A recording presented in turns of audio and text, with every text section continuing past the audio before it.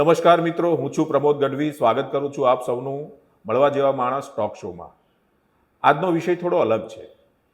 મિત્રો, સપનાઓ કેટલાક સાકાર થાય છે અને કેટલાક આપણને એક નવી દિશા બતાવી જાય છે.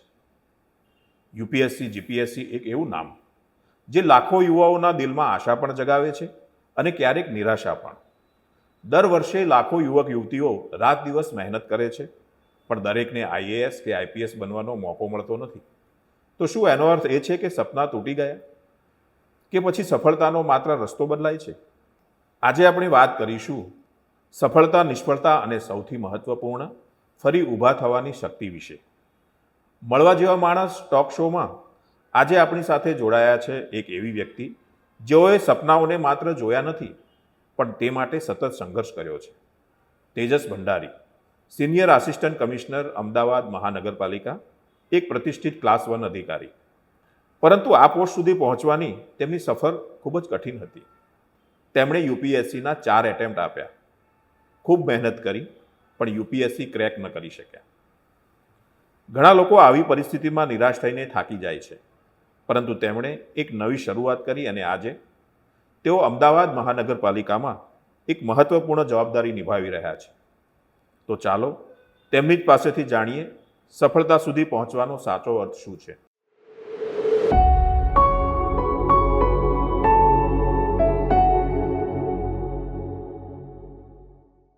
નમસ્કાર તેજસભાઈ, મળવા જેવા માણસ ટોક શોમાં આપનું સ્વાગત છે. આપની સાથેની પ્રશ્નોત્તરીની શરૂઆત કરીએ. નમસ્કાર પ્રમોદભાઈ, એક ખૂબ સારા વિષય માટે મારી સાથે વાતચીતમાં જોડાવા બદલ આપનો ખૂબ ખૂબ ધન્યવાદ. સાહેબ, શરૂઆતમાં આપની જર્ની અને સ્ટ્રગલ વિશે વાત કરવી છે. તો સૌથી પહેલાં આપની શરૂઆત વિશે જાણવા માંગીએ છીએ કે યુપીએસસી આપવા પાછળની પ્રેરણા શું હતી? યુપીએસસી એક્ઝામ એ મારું જે ગ્રેજ્યુએશન છે, મેં ગ્રેજ્યુએશન કર્યું છે સિવિલ એન્જિનિયરિંગમાં. અને એ જ્યારે હું સિવિલ એન્જિનિયરિંગમાં ગ્રેજ્યુએશન કરતો હતો એ જ વખતેના એ વર્ષો દરમિયાન 4 વર્ષ જ્યાંથી મેં કોલેજ કરી છે સુરતથી, એ વખતે રિજનલ એન્જિનિયરિંગ કોલેજ કહેવાતી હતી અને હવે એનઆઈટી સુરત તરીકે ઓળખાય છે, એસયુ એનઆઈટી સુરત તરીકે. એ અભ્યાસ વખતથી જ મને પ્રેરણા મળી હતી. પ્રેરણા આપનાર સૌથી પહેલાં તો મારા પિતાશ્રી હતા, મારા ફાધર, જેમણે મને સિવિલ સર્વિસમાં આગળ વધવા માટેની પ્રેરણા આપેલી. એમણે પોતાની સરકારી નોકરી સમયે આઈએએસ ઓફિસર એક શું હોય છે એમને પરિચય થયેલો, અને એના લીધે એમણે એવી ઈચ્છા વ્યક્ત કરેલી કે મારો પુત્ર પણ જે છે એ સિવિલ સર્વિસ એક્ઝામમાં આગળ વધે, સફળતા મેળવે. અને મુખ્યત્વે મારા પિતાજીની ભૂમિકા હતી મને આ રીતે પ્રેરણા આપવામાં. એ સિવાય એ વખતે એક ફીચર ફિલ્મ, એક મૂવી પણ આવેલું, સરફરોશ. અને એ સરફરોશ મૂવીમાં આમિર ખાનનો જે રોલ હતો એક આઈપીએસ ઓફિસરનો, એ પણ મને પ્રેરણા આપવા માટે એની ભૂમિકા હતી. એ વખતે મને એ મૂવીની અંદર એક આઈપીએસ ઓફિસર રાષ્ટ્રની સુરક્ષા માટે કેવી રીતે કામ કરી શકે છે એવી પણ એક મને પ્રેરણા મળેલી. એટલે આમ કહી શકાય કે માત્ર પારિવારિક કારણો નહીં, પણ જે છે એ ફિલ્મ પણ એક મને આ ક્ષેત્રમાં આવવા માટે એક પ્રેરણારૂપ બનેલી હતી. કયા વર્ષમાં સાહેબ આપે યુપીએસસી આપવાની શરૂઆત કરી? વર્ષ 2002માં મેં મારું એન્જિનિયરિંગ પૂરું કર્યું. અને એ પછી મને એવું થયું કે આપણે ફિલ્ડનો પણ થોડોક અનુભવ ધરાવવો જોઈએ એન્જિનિયરિંગનો. એટલા માટે મેં કેમ્પસ ઇન્ટરવ્યૂમાં મારું સિલેક્શન થયું હતું એક એન્જિનિયરિંગ ફિલ્ડની જોબમાં. અને એ જોબના 6-1 મહિના વીત્યા અને મને એવું હતું કે એ જોબની સાથે હું થોડી ઘણી તૈયારી કરી શકીશ, પરંતુ જે વિસ્તારમાં એ જોબ હતી એની સાથે અને એની જોબની રિસ્પોન્સિબિલિટીની સાથે મારા માટે એ વસ્તુ શક્ય ના બન્યું. એટલે મારા ફાધર, જેમણે પહેલાંથી જ મેં કહ્યું એમ પ્રેરણા આપી હતી, એમણે મને ફરીથી એકવાર મારી મૂંઝવણ જોઈને સામેથી કહ્યું કે તારે એવી કોઈ ચિંતા કરવાની જરૂર નથી કે આર્થિક ભારણ પરિવાર ઉપર હમણાં આવશે, હજી મારી નોકરી ચાલુ છે અને તું ધારે તો તારી આ નોકરી છોડીને પણ ફૂલ ફ્લેજેડ પ્રિપેરેશન કરી શકે છે. એમના તરફથી ફરી એકવાર પ્રેરણા મળતા મેં વધુ તપાસ કરી અને મને ખબર પડી કે સરદાર પટેલ રાજ્ય વહીવટ સંસ્થા, જેને સ્પીપાના નામથી ઓળખવામાં આવે છે, એ અમદાવાદમાં આઈએએસ ટ્રેનિંગ સેન્ટર એક સરસ ચલાવે છે ને, અને ત્યાં ગુજરાતના જે યુવાનો પ્રિપેરેશન કરવા માગતા હોય છે એમના માટે ખૂબ જ સારી ફેસિલિટી ત્યાં ઉપલબ્ધ છે. તો સૌથી પહેલું પગલું તો મારા માટે હતું કે સ્પીપાની આઈએએસ ટ્રેનિંગ સેન્ટરના જે લિમિટેડ 60 લોકોનો જે ક્લાસ હોય છે એની અંદર પ્રવેશ મેળવવો. તો 2003માં મેં એ સ્પીપાની એન્ટ્રન્સ એક્ઝામ આપી અને વર્ષ 2003થી પછી મેં સ્પીપામાં રહીને યુપીએસસી સિવિલ સર્વિસ એક્ઝામની તૈયારી શરૂ કરી. જી સર, આપનો ઉછેર ક્યાં આગળ થયો? આપનું વતન કયું? મારું વતન વલસાડ જિલ્લો છે અને મેં ધોરણ 1 થી 10નો અભ્યાસ જે છે એ ઉમરગામ કર્યો છે અને ધોરણ 11-12 વિજ્ઞાન પ્રવાહનો જે અભ્યાસ છે એ મેં વલસાડ શેઠ આચાર્ય હાઈસ્કૂલમાંથી કર્યો છે. તો સર, યુપીએસસીની શરૂઆત કરી આપે 2003-4થી, તો પછી આપના પરિણામો કેવા રહ્યા? આપે એક પછી એક એટેમ્પ્ટ આપ્યા. સાચું કહીએ તો એક યુપીએસસી સિવિલ સર્વિસ એક્ઝામની સફળતા એક વર્ષમાં મળતી હોય છે. જો કોઈ વ્યક્તિ પહેલી અટેમ્પ્ટે સફળતા મેળવે છે તો પણ એક આખું વર્ષ સઘન પ્રક્રિયામાંથી પસાર થવું પડતું હોય છે. એટલે એક વર્ષમાં પ્રક્રિયા પૂરી થઈ જતી હોય છે. પરંતુ જો નિષ્ફળતા મળે અથવા તો ધારેલી સફળતા ના મળે, કારણ કે સિવિલ સર્વિસ એક્ઝામિનેશન જે છે એક રેન્જ ઓફ સર્વિસ માટે છે. Class A service, grade A service અને ગ્રેડ બી સર્વિસ માટેની છે, જેમાં top service Indian administrative service, Indian police service, Indian foreign service, Indian revenue service, આ બધી સર્વિસીસ છે. એ સિવાયની પણ ઘણી બધી સર્વિસીસ હોય છે. ઘણા બધા ઉમેદવારોને જે છે એ પહેલી અટેમ્પ્ટમાં સફળતા તો મળે છે, પરંતુ આઈએએસ, આઈપીએસ કે આઈએફએસ જેવી સર્વિસીસ નથી મળતી. એ લોકો ફરીથી અટેમ્પ્ટ આપે છે.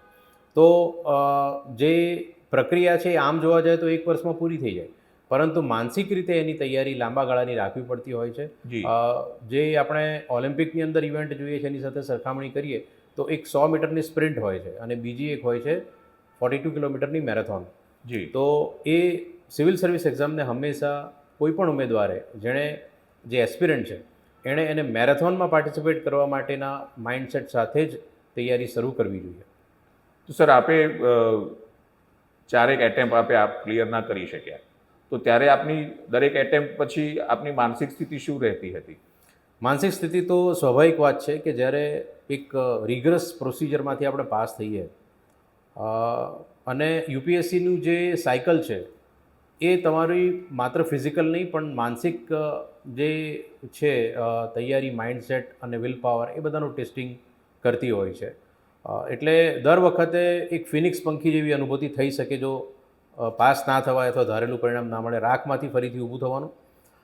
મેં મારી નજર સામે જોયેલું છે, મેં પોતે પણ અનુભવેલું છે અને અન્ય ઉમેદવારો માટે પણ જોયું છે કે પ્રિલિમ્સ એક્ઝામ આપવામાં આવે, પાસ થાય, એ પછી મેન્સ એક્ઝામ આપે, મેન્સ એક્ઝામમાં પાસ થાય, ઇન્ટરવ્યૂમાં જાય અને મેન્સ અને ઇન્ટરવ્યૂના માર્ક્સ ભેગા કરીને પછી જે મેરિટ લિસ્ટ આવે એ મેરિટ લિસ્ટ ફાઇનલ રેકમેન્ડેશનમાં તમારું નામ ના આવે એના 2 કે 3 દિવસ પછી પ્રિલિમ એક્ઝામ આપવાની આવે. કારણ કે યુપીએસસી સિવિલ એક્ઝામમાં આપણે જાણીએ છીએ પ્રમાણે કોઈ પણ સ્ટેજે એલિમિનેશન થાય તો આખી પ્રક્રિયા શરૂઆતથી આપવી પડે છે.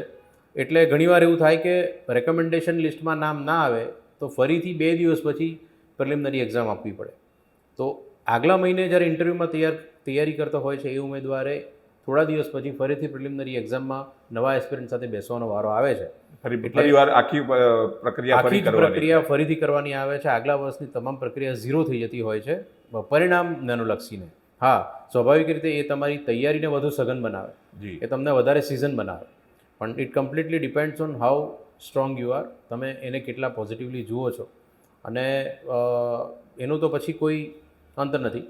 પણ જ્યારે વારંવાર આ પ્રક્રિયામાંથી પાસ થવાનું આવે, 1 અટેમ્પ્ટ, 2 અટેમ્પ્ટ, 3 અટેમ્પ્ટ, 4 અટેમ્પ્ટ તમે પૂછ્યું એ રીતે, તો સ્વાભાવિક રીતે ચોથી અટેમ્પ્ટ સુધી આવ્યા પછી એક માનસિક રીતે ભાંગી પડ્યા હોય એવી પરિસ્થિતિ આવે છે.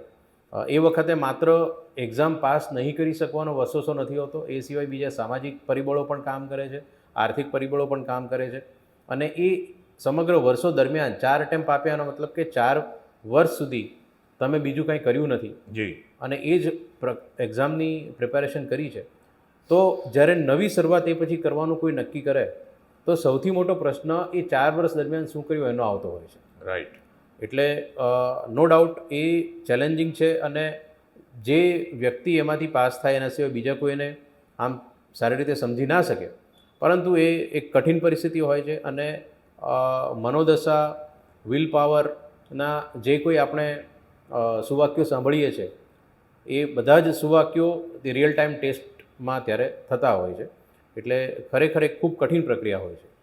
તો સર, આપે યુપીએસસી તો આપને ક્રેક ન થઈ, પણ આપ કોર્પોરેશનમાં અમદાવાદ મહાનગરપાલિકામાં આપ ક્લાસ 1 તરીકે જોડાયા, તો એ પછી આ એક ટ્રાન્ઝિશન કેવું હતું?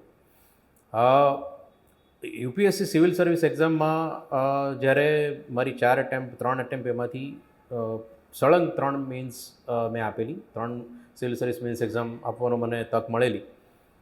અને એ સિવિલ સર્વિસ મેન્સની પ્રક્રિયા એવી છે કે કોઈપણ ઉમેદવાર, કોઈપણ એસ્પિરન્ટ જ્યારે એની તૈયારી કરે ત્યારે એક ખૂબ કોમ્પ્રિહેન્સિવ પ્રિપેરેશન થતી હોય છે. તો સિવિલ સર્વિસ એક્ઝામને આપણે એક યુનિવર્સ સાથે સાંકળી શકીએ.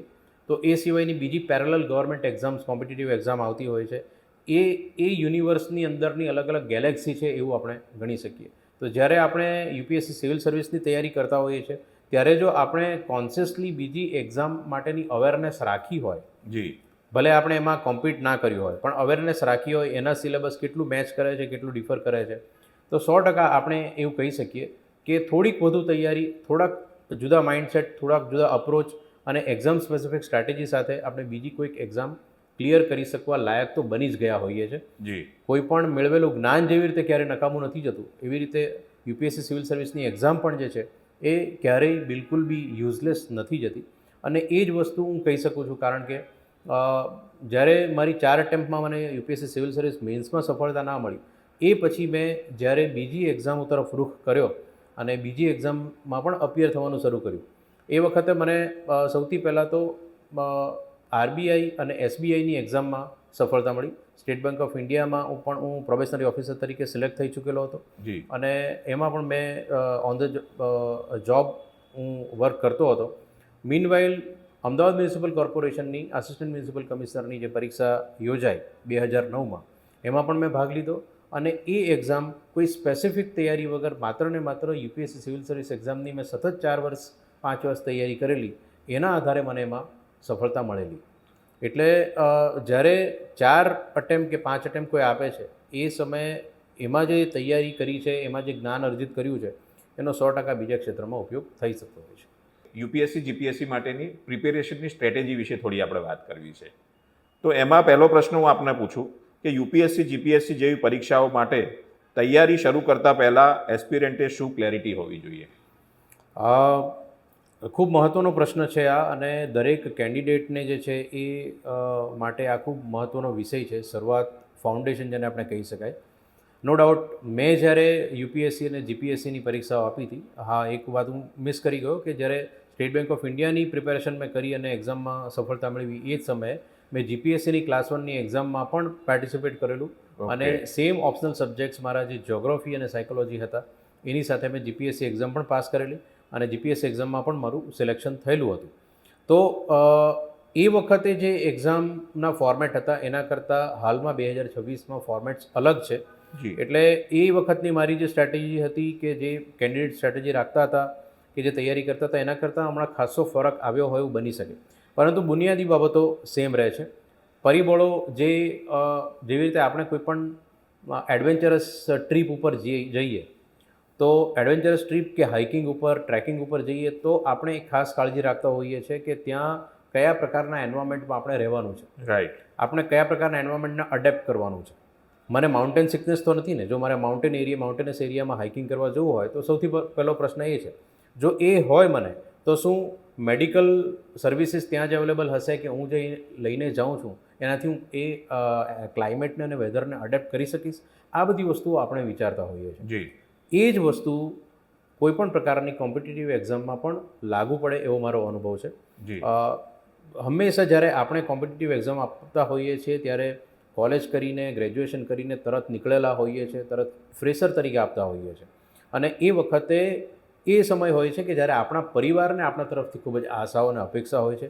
ઘણા કિસ્સાઓની અંદર પરિવારોને આપણી જરૂરિયાત પણ હોય છે. રાઈટ, બધા જ પરિવાર જે છે આર્થિક રીતે એકદમ પગભર નથી હોતા, અને એમના માટે ખૂબ જરૂરી હોય છે કે એમનું સંતાન જે છે એ પોતે આર્થિક રીતે પગભર થાય, જેથી પરિવાર ઉપર કોઈ ખોટો આર્થિક ભારણ ન આવે.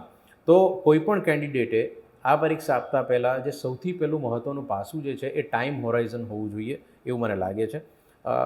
ભલે આપણે એમ કહીએ કે ક્યારેય હિંમત ના હારવી જોઈએ, એકવાર હારો, એકવાર નિષ્ફળતા મળે તો ફરીથી પ્રયત્ન કરવો જોઈએ, પરંતુ આ બધું જ કહેતી વખતે પ્રેક્ટિકલ પોઈન્ટ એ છે કે દરેક કેન્ડિડેટે એ પોતાની કમ્ફર્ટેબલ ટાઈમ હોરાઇઝન નક્કી કરવી જોઈએ. ટાઈમ હોરાઇઝન વગર જ્યારે આપણે પરીક્ષામાં ઝંપલાવીએ છીએ ત્યારે જાણીએ અજાણીએ આપણે પોતાની ફ્યુચર માટે અને સિક્યુરિટી માટે, ઇકોનોમિક સિક્યુરિટી માટે એક બેદરકારી સેવતા હોઈએ છીએ. રાઈટ. તો હંમેશા પહેલું ફેક્ટર છે ટાઈમ હોરાઇઝન. જી. બીજું ફેક્ટર છે કે પરિવારની અને પોતાની જે છે એ આર્થિક સિક્યુરિટી કેટલી છે. કારણ કે ઘણીવાર એવું હોય છે કે પરીક્ષાની તૈયારીમાં કોચિંગ ક્લાસ કરવાની જરૂરિયાત આવે, નવા મટીરિયલ લેવા પડે, એના માટે અવારનવાર ખર્ચ થતો હોય, રહેવા જમવાનો ખર્ચ થતો હોય, તો પરિવારની આર્થિક પરિસ્થિતિ કેવી છે, શું તમને કોઈ સ્કોલરશિપ મળી શકે એમ છે, એ બધી બાબતોની પણ ચકાસણી કરવી જોઈએ.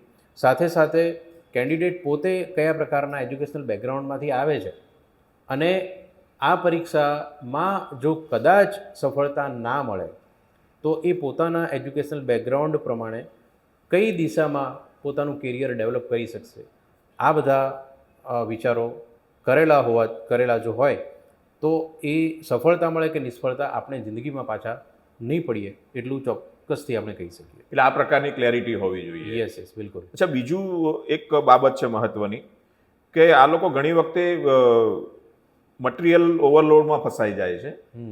તો સાચી સ્ટડી સ્ટ્રેટેજી શું હોવી જોઈએ?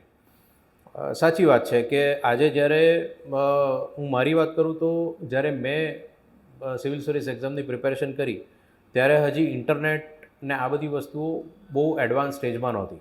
રાઈટ. આર્ટિફિશિયલ ઇન્ટેલિજન્સનો તો ઉપયોગ એ વખતે હતો જ નહીં. આજે જ્યારે આપણી પાસે ઇન્ટરનેટ આંગળીને ટેરવે ઉપલબ્ધ છે, મોબાઈલ ટેકનોલોજી આગળ વધી છે, એડવાન્સ મોબાઈલ ફોન દરેક કેન્ડિડેટ પાસે હોય છે, 5G ઇન્ટરનેટ કનેક્શન હોય છે અને AI પણ ઉપલબ્ધ છે. એની સાથે સાથે પ્રિન્ટેડ મટીરિયલ પણ અઢળક પ્રકારનું ઉપલબ્ધ છે. સ્ટડી મટીરિયલના માર્કેટની અંદર પ્રીવિયસ ક્વેશ્ચન પેપરના 20 વર્ષના એનાલિસ કરેલા સાહિત્ય અવેલેબલ છે. એની સાથે દરેક ઓપ્શનલ સબ્જેક્ટના ક્વેશ્ચન આન્સર્સ છે, જે સક્સેસફુલ કેન્ડિડેટ્સ છે એ લોકોના ઇન્ટરવ્યૂ છે, એમની એક્ઝામિનેશન સ્ટ્રેટેજીસ છે, આ બધી વસ્તુઓ ખૂબ જ બહોળા પ્રમાણમાં ઉપલબ્ધ છે. જ્યારે આટલું બધા પ્રકારનું મટીરિયલ અવેલેબલ હોય ત્યારે 100% પસંદગીનો પ્રશ્ન ઉદ્ભવે. રાઈટ. અને મારા માટે કઈ સામગ્રી, અભ્યાસ સામગ્રી પૂરતી છે અને કઈ એક્ઝામ સામગ્રી જે છે એ મારે આ એક્ઝામમાં સફળતા મેળવવા માટે જરૂરી છે, એ બે વચ્ચે એક મોટી ખાઈ સર્જાતી હોય છે. રાઈટ. ઉપલબ્ધતા હોવી અને એની પૂર્તતા હોવી, પર્યાપ્તતા હોવી, એ બે વચ્ચે પણ ફરક છે. એટલે જ્યારે ખૂબ જ મોટા પ્રમાણમાં મટીરિયલ ઓવરલોડ થાય ત્યારે કોઈ પણ ઉમેદવારે જે છે એ જે તે એક્ઝામનું હાર્દ સમજવું જોઈએ. આગલા ક્વેશ્ચન પેપર જે છે એમાં કયા પ્રકારે પ્રશ્નો પૂછાય છે. સિવિલ સર્વિસ એક્ઝામની પર્ટિક્યુલર વાત કરીએ તો સિવિલ સર્વિસ મીન્સ એક્ઝામનો એક અપ્રોચ છે કે જેમાં કેન્ડિડેટની એનાલિટિકલ પાવર ટેસ્ટ થતી હોય છે. એના વસ્તુ વિષયને વિશ્લેષણ કરવાનું અને માહિતીથી એને સમૃદ્ધ કેવી રીતે કરી શકાય એનો એક કમ્બાઇન્ડ અપ્રોચ ટેસ્ટ કરવાની એક અપ્રોચ હોય છે. તો આ બધી વસ્તુઓ ધ્યાનમાં લેતા દરેક કેન્ડિડેટે એક્ઝામની પ્રક્રિયા સમજી, એક્ઝામ એમની પાસેથી શું એક્સપેક્ટ કરે છે એ સમજીને વિષય વસ્તુ અને સામગ્રીની પસંદગી કરવી જોઈએ. અને એમાં આગળની જે વાત આવે છે કે તમને એક્ઝામનો મહાવરો કરવામાં શું મદદરૂપ થઈ શકે.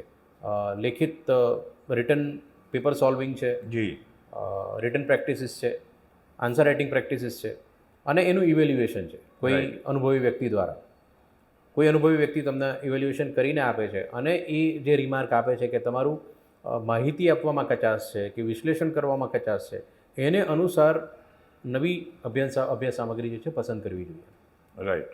સર, એક કડવો પ્રશ્ન છે કે એસ્પિરન્ટ જ્યારે વારંવાર યુપીએસસી જીપીએસસી એક્ઝામ આપે છે પણ છતાં એ ક્લિયર નથી કરી શકતા, એમના જીવનના કિંમતી વર્ષો આમાં જાય છે, તો એણે આવી સ્થિતિમાં એ એસ્પિરન્ટે શું કરવું જોઈએ, અથવા એને પ્લાન બી બનાવવો જોઈએ, અથવા પ્લાન બી કેટલો એનો ઉપયોગી થઈ શકે?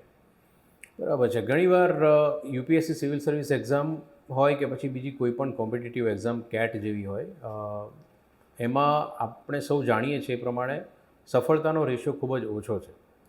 યુપીએસસીના જ 2023-24 વર્ષના એન્યુઅલ રિપોર્ટને ધ્યાને લઈએ તો વર્ષ 2023માં 10 લાખ લોકોએ જે છે એ એપ્લિકેશન કરી હતી. ઓકે. એ 10 લાખ લોકો પૈકી 5,96,000 સિવિલ સર્વિસ પ્રિલિમિનરી એક્ઝામમાં અપિયર થયા હતા. બરાબર. અને એ 5,96,000માંથી 14,200 લોકો મેન્સ એક્ઝામ માટે ક્વોલિફાઈ થઈ ચૂક્યા હતા, જેમાંથી મેન્સ એક્ઝામ પાસ કરીને માત્ર 2525 કેન્ડિડેટ 2525 કેન્ડિડેટ જે છે એ ઇન્ટરવ્યૂ માટે અપિયર થયા હતા અને એ 2525માંથી 1020 કેન્ડિડેટ જે છે એ ફાઇનલ રેકમેન્ડેશનને લાયક બનેલા હતા.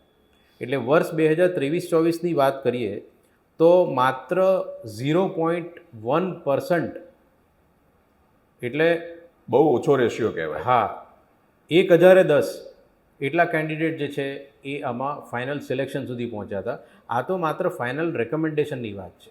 વાહ. આઈએએસ, આઈપીએસ અને આઈએફએસની વાત કરીએ તો એનો રેશિયો ઓર પણ ઓછો થાય, કારણ કે અંદાજિત 700થી 1000ની રેન્જમાં જે વેકેન્સીઝ ઓપન થાય છે. જેવી રીતે 1020 કેન્ડિડેટ રેકમેન્ડ થયા, 1020માંથી ટોપ 100ને જ આઈએએસ મળ્યું હોય, બરાબર. એવું બની શકે છે કે ટોપ 70ને જ આઈએએસ મળ્યું હોય.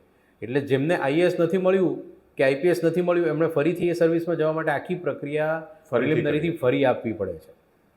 એટલે સ્વાભાવિક વાત છે કે આમાં માત્ર સિલેક્શન થવું પૂરતું નથી.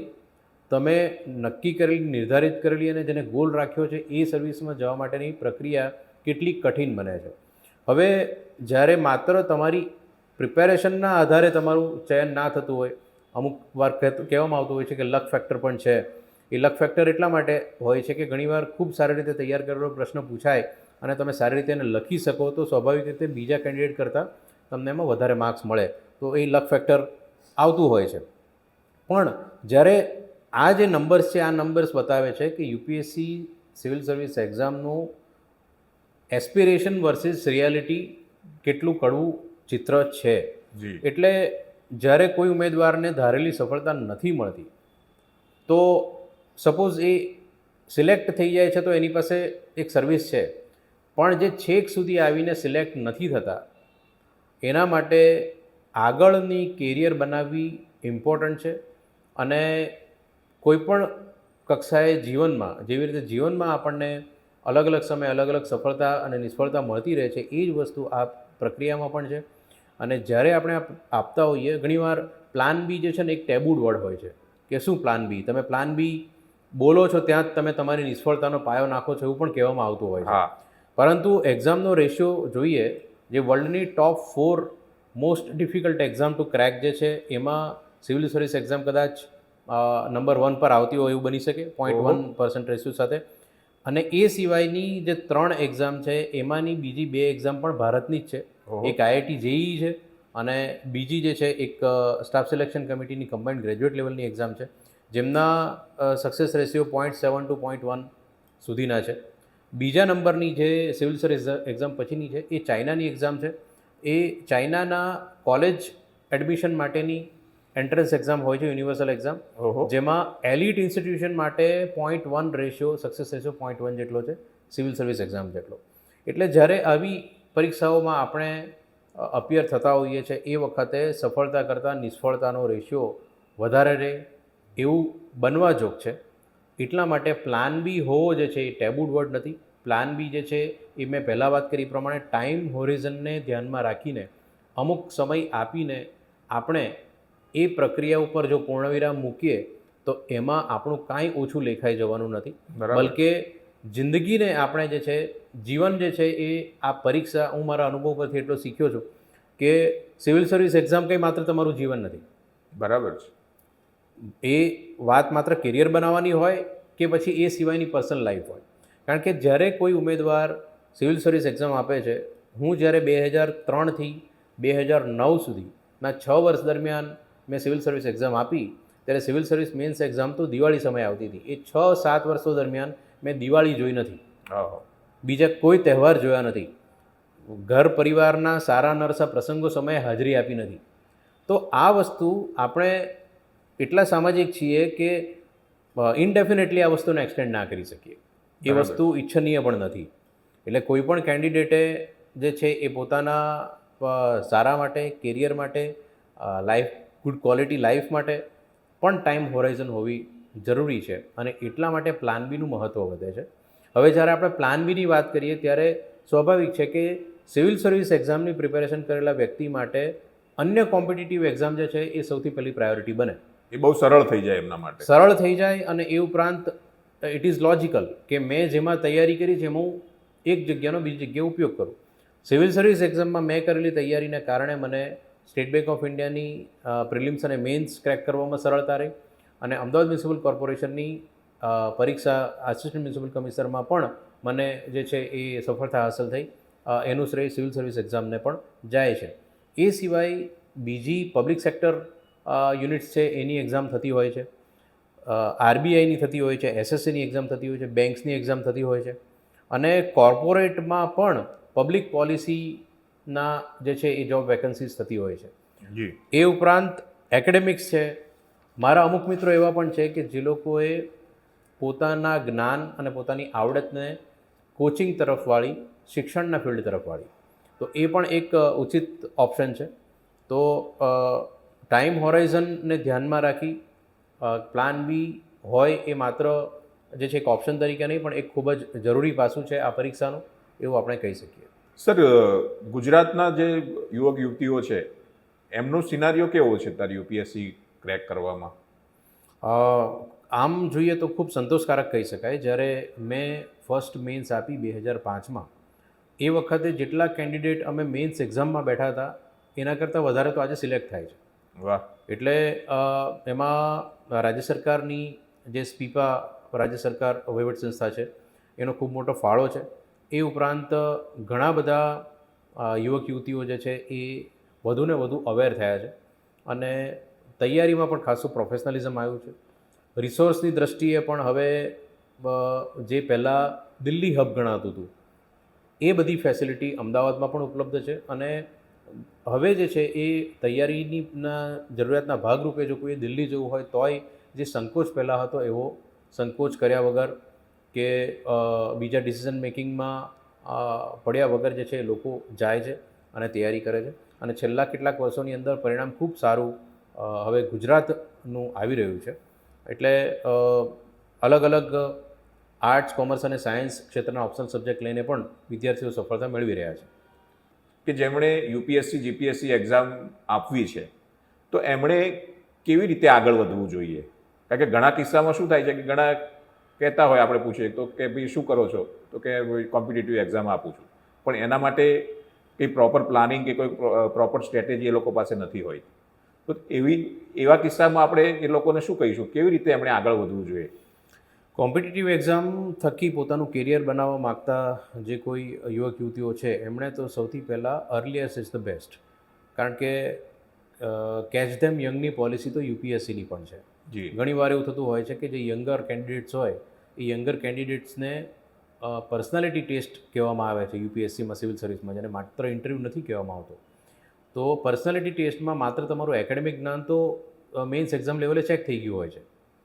પર્સનાલિટી ટેસ્ટમાં તમારા વ્યક્તિત્વના બીજા પાસાઓ, તમે કેટલા એક્સ્ટ્રોવર્ટ છો, ટેન્સ સિચ્યુએશનની અંદર તમે કેવી રીતે કામ કરી શકશો, સિવિલ સર્વિસના કેરિયર દરમિયાન તમારો માઇન્ડસેટ કેવો જરૂરી હોય એને ફોર્સે કરીને જે કમિટી હોય છે, જે બોર્ડ હોય છે, ઇન્ટરવ્યૂ બોર્ડ, એ પરીક્ષા લેતા હોય છે.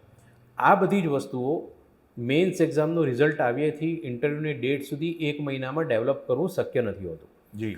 એટલે આ વર્ષોની પ્રક્રિયા છે અને ખૂબ ધીરજ માગી લે અને પ્રોપર પ્લાનિંગ માગી લે. એટલે સિવિલ સર્વિસ એક્ઝામમાં કેરિયર બનાવનાર વ્યક્તિએ ધોરણ 10થી જ પોતાનું માઇન્ડસેટ બનાવવાની જરૂર છે. આપણા માટે સારી વાત એ છે કે નેશનલ એજ્યુકેશન પોલિસીનો ઇન્ક્લિનેશન પણ હવે માત્ર એકેડેમિક જ્ઞાન તરફ નહીં પણ વોકેશનલ જ્ઞાન અને પ્રેક્ટિકલ નોલેજ આપવા તરફ છે. તો નેશનલ એજ્યુકેશન પોલિસીના હાર્દને સમજીને ધોરણ 10થી જ જે છે એ તૈયારી શરૂ કરવી જોઈએ અને પોતાના ગ્રેજ્યુએશનના જે વર્ષો છે એ ગ્રેજ્યુએશનના વર્ષોમાં ખૂબ વધારે ઉપયોગ જે તે કોલેજની લાઇબ્રેરીનો, સિટીની લાઇબ્રેરીનો, ઇન્ટરનેટનો એ બધો ઉપયોગ કરવો જોઈએ.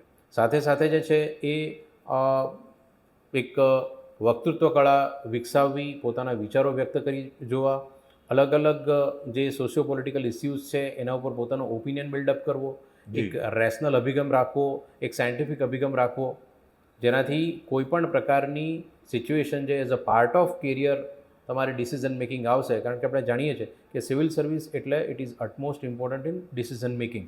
તો ડિસિઝન મેકિંગ તમારું સ્ટ્રોંગ બનાવે, તમને અનબાયસ્ડ બનાવે અને જે છે એ તમે સમાજના સૌથી ડાઉન ટ્રોડન વ્યક્તિ માટે સારા ડિસિઝન લઈ શકો અને એમના વેલફેર માટે ડિસિઝન લઈ શકો. જે પબ્લિક રિસોર્સિસ છે એનો ઓપ્ટિમમ યુટિલાઇઝેશન કરી શકો. એ પ્રકારનો અભિગમ લાવવો ખૂબ જરૂરી છે. એના માટે જરૂર પડે તો અલગ અલગ લેખકો જે છે એના પુસ્તકો અવેલેબલ હોય છે, તો વાંચન વધારવું એ ખૂબ જરૂરી છે સૌથી પહેલાં તો. અને વાંચન જે છે, ભલે કેન્ડિડેટ કોઈ પણ એક માધ્યમમાં પરીક્ષા આપી શકે છે, તો જરૂરી નથી કે એ માધ્યમ પૂરતું જ એણે પોતાનું વાંચન સીમિત રાખવું. મારે ભલે ગુજરાતી માધ્યમમાં પરીક્ષા આપવી હોય, પરંતુ મારે જે વાંચન અને જે નોલેજ ઉપલબ્ધ છે એ તો મારે દરેક ભાષાનું લેવું જોઈએ. રાઈટ. જે ભાષા મને આવડે છે એ ભાષામાં એટલીસ્ટ આપણને એક રિજનલ ભાષા આવડવી જોઈએ, એક ગ્લોબલ ભાષા આવડવી જોઈએ પોતાની માતૃભાષા ઉપરાંત. અને એમાં જેટલા બી બેસ્ટ રિસોર્સિસ છે એનો ઉપયોગ કરવો જોઈએ. શક્ય હોય ત્યાં ઘણીવાર સ્કૂલ કોલેજમાં એવું થતું હોય છે કે ભણવા સિવાય આપણે બીજી કોઈ વોકેશનલ એક્ટિવિટીમાં જતા નથી. બરાબર છે.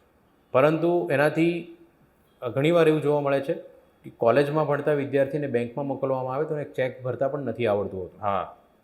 બહુ સામાન્ય બાબત લાગે.